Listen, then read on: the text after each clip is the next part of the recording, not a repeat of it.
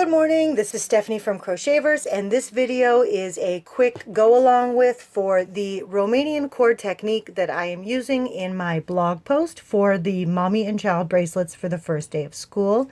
Disclaimer, I have 4 sons, so it is no surprise that I have no pretty manicure on, but I figure that you would rather have an accompanying video than a pretty manicure, so I decided to go for it while I had a few minutes of quiet, which is also a minor miracle. The technique is super easy. Once you set up the rhythm, you just continue the same thing over and over until your bracelet is the length that you want. The first few stitches to get the hook into the right spot can be a little bit fiddly, but once you are in the rhythm, it's real easy and goes really quickly. You can use this cording for lots of things besides jewelry. With heavier weight yarns, you can use it for ties around the waist of skirts. You could use it for necklaces, bracelets, of course, purse straps. You could use it for belts, anything like that. You can use any weight yarn. You just want to choose a hook that is appropriate to the weight of yarn that you choose. I am using a worsted weight yarn and I am using a G hook. Okay. Very simply, the beginning tail is going to be half of what you use to tie the bracelet onto the person. So I'm very generous and I leave myself a good 12-14 inch beginning tail because I'd rather have too much than too little. This technique begins with just slip knotting your yarn onto your hook and chaining 3. Okay, now we're going to single crochet into the second chain from the hook, and we're going to single crochet into the third chain from the hook, and now we are just looking at 2 single crochets upon our beginning chain 3.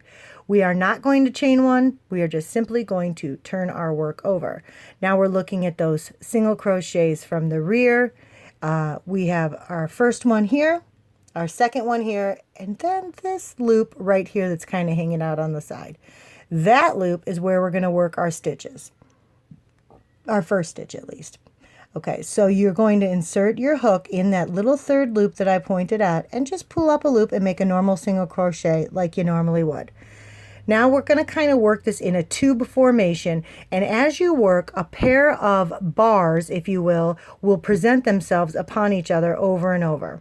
See this bar here and this bar here? That's the first pair that we're going to use. And we're just going to keep turning our work to the left to access those. So we insert behind those 2 bars, and I always use my nail to get them on the hook for the first few. So now we're underneath those 2 bars that presented themselves. And then we're just going to make a normal single crochet in those. Okay, now here, see those? Those are our next 2 bars. Again, we're going to insert the hook underneath those bars and another normal single crochet. Keep turning that work to the left, and 2 new bars are going to keep presenting themselves to work. Single crochet in those. See here? Next set.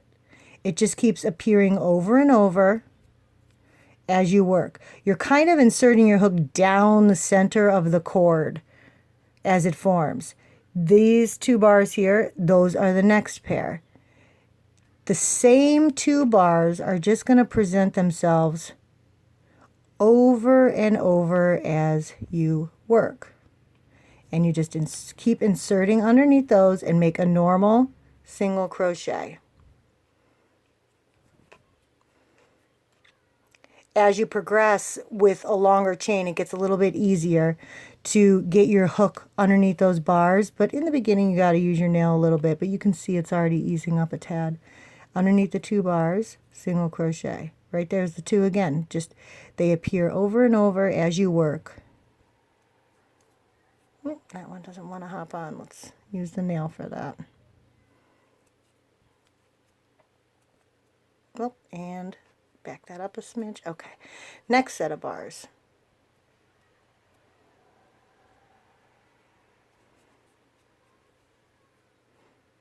Next set.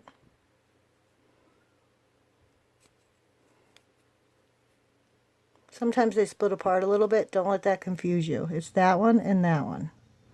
1, 2. there and there.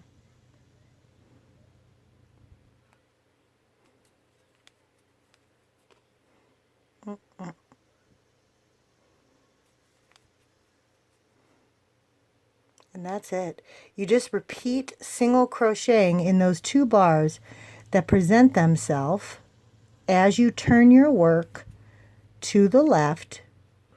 It's just a normal single crochet in the bars, no chaining between them.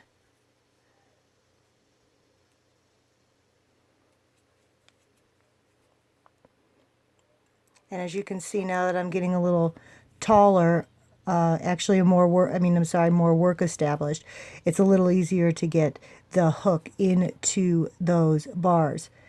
See them right there? It's unlimited possibility for length. Just keep working into those bars. Okay, and what you'll see forming is this little almost triangular cord. It's very sturdy, and you just continue on until you have the length that you want. Then you'll cut it off and you'll use those 2 ends to tie it on to the person. I hope that helped, and thank you very much for watching.